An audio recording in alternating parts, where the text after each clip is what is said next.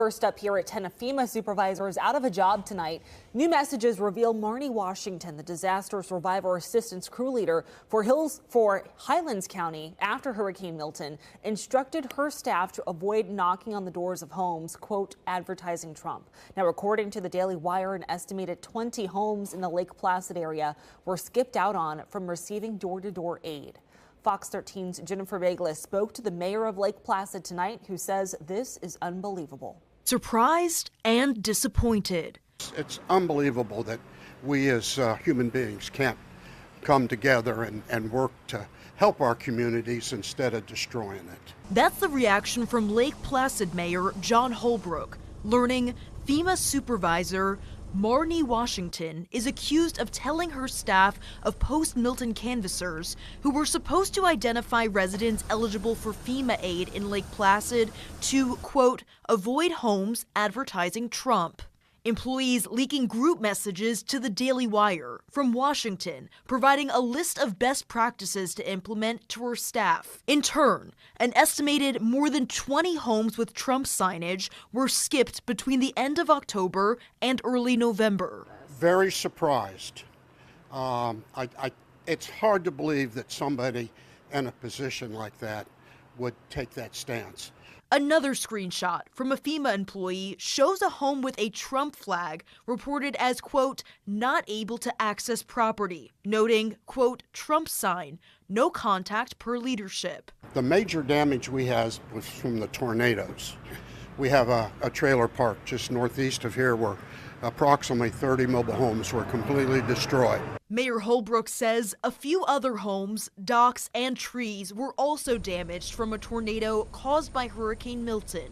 This negativity has to stop. We just have to come together as a country and make it work. FEMA Administrator Deanne Criswell responded to the incident, stating in part, quote, this is a clear violation of FEMA's core values and principles to help people regardless of their political affiliation. Adding, quote, this employee has been terminated and we have referred the matter to the Office of Special Counsel. That was Jennifer Beglis reporting. We did reach out directly to that former FEMA worker, Marnie Washington, for a comment, but we have not heard back. This is absolutely disgraceful. Let's talk about it on Azimuth Podcast. I'm Barrett McNabb, and with me is Kimberly McNabb. So just as you saw in that video, FEMA officials ordered relief workers to skip houses with Trump signs as they canvassed Lake Placid, Florida, to identify residents who could qualify for federal aid. And these were internal messages that were viewed by the Daily Wire, and they revealed the supervisor Marnie Washington relayed this message both verbally and in a group chat used by the relief team. Multiple government employees told the Daily Wire. So now Governor DeSantis of Florida is opening an investigation, and Governor Lee of Tennessee is also calling for investigations. This is horrific. These are people that their houses were destroyed by hurricanes, and you have this individual, and we don't know how many or how systemic it is inside FEMA and other government agencies, but you have this individual deliberately telling people that need help that they're going to get skipped, and to tell the workers, make sure that you skip this house. Here's a picture of a destroyed house with a Trump flag, and you can see on, I guess, their iPad or their computer or whatever, in the why no contact was made, and there was a typed in per supervisor's mandate, no contact due to Trump flag. I mean, it's ridiculous because it doesn't matter if you're a Harris supporter or a Trump supporter. You experience the same amount of or similar amount of physical damage, financial damage, probably lost a loved one, lost your home, the same things on the line.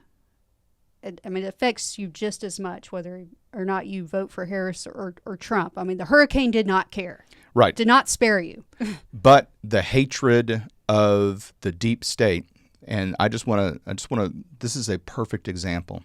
So when Donald Trump talks about the enemy within, and all of the news agencies lost their shit. Yeah, they thought, oh, Harris supporters. That's not what he meant.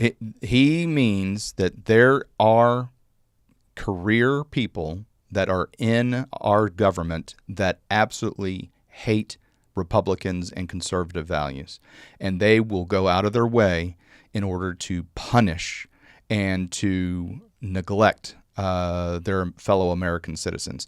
That's one of the reasons why Donald Trump wants to create that Schedule F for federal workplace workers, so that he and his team can go in and identify these supposed non-political career federal workers and make it easier for them to be fired. If they have a TikTok where they make fun of the fact that they were part of the Small Business Administration and a conservative, came up to have a SBA disaster loan and I declined this one. I mean, it even goes back when you look at the FBI and the IRS targeting conservative 501c charities, whether they would be considered nonprofits or not, and the IRS deliberately kicked those down the curb and denied a lot of those from being 50Cs because they were conservative. And that is, again, a supposed non-political job that a career federal worker in that job and deliberately did that. So that's what Donald Trump is talking about is there are people out there that mean half of the country harm. Yes, and doing things like this, it's not just political warfare, it's un-American and Right. it's anti-Judeo-Christian values. Sure. And now, Barry, when you're in war and, yes, you shoot people, but Right. if an enemy combatant gets hurt and he's not dead, what is required of you?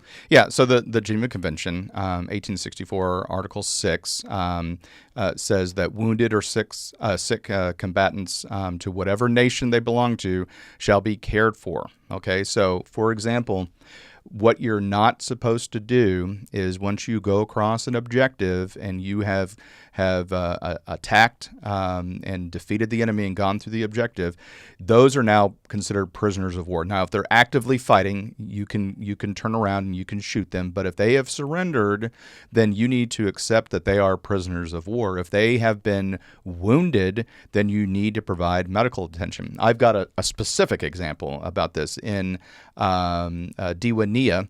We in the initial invasion in Iraq in 2003, my brigade in the 82nd Airborne Division had gotten to Diwania, and we were at a checkpoint, and there were these cherry popper grenades that some of the combatants had, and they look a little bit bigger than a ping pong ball. They weren't a big giant full size hand grenade, but they had the same function with a spoon and a pull tab and everything. But they were about the size of a ping pong ball. We called them cherry tomato grenades because they were red.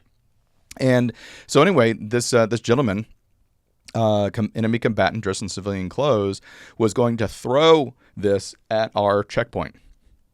Pulled the pin, let the spoon go, started to throw it, and it went off in his hand, right? Man, I tell you what, that thing looked like hamburger meat. It was completely destroyed. He was never using that. There wasn't enough meat to put together to form a hand.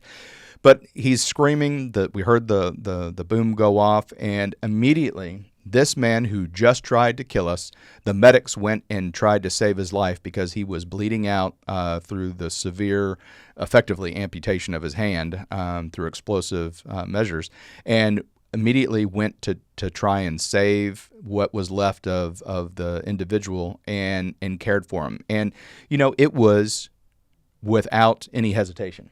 I mean, a second ago, this man tried to kill us, and then, after he was injured, the medics went to town on him and did the right thing. I mean, did the right thing, and that's because the United States are the good guys.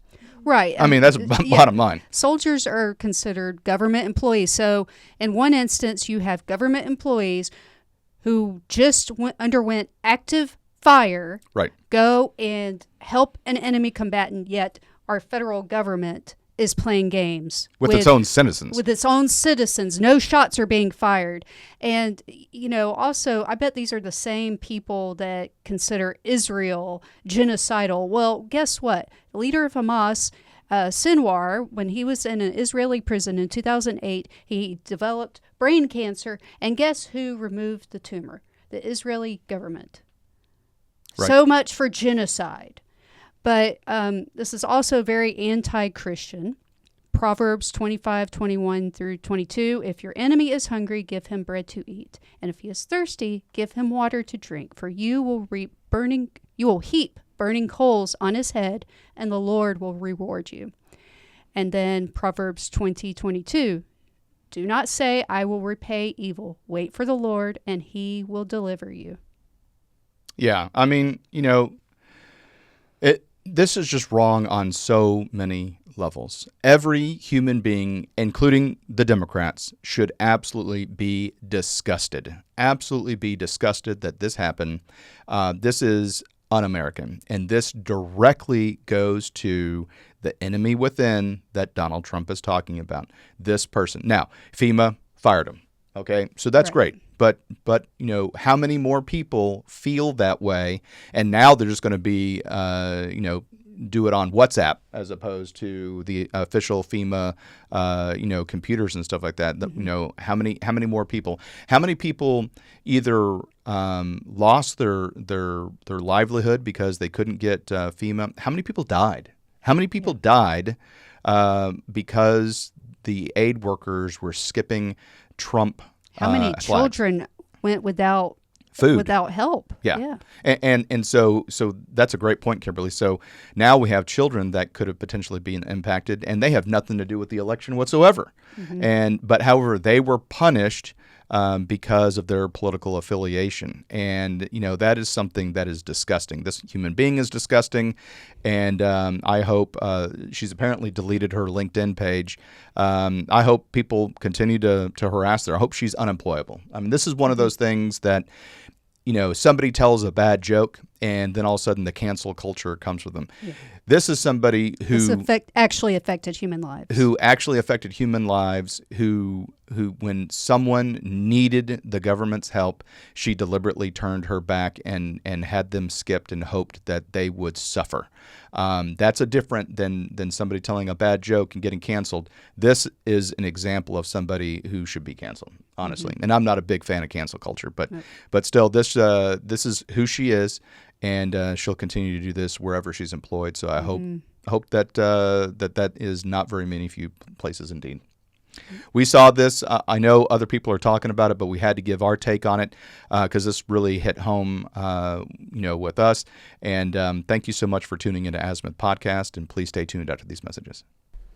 Hi, everyone. Thank you for listening. If you enjoy our show with all the stories we share, we would love your support. And it's as easy as clicking that subscribe or follow button. This will ensure you never miss an episode and keeps us bringing you these important stories. Your support makes a huge difference. Thank you so much for being part of our podcast family. Thanks, and keep tuning in.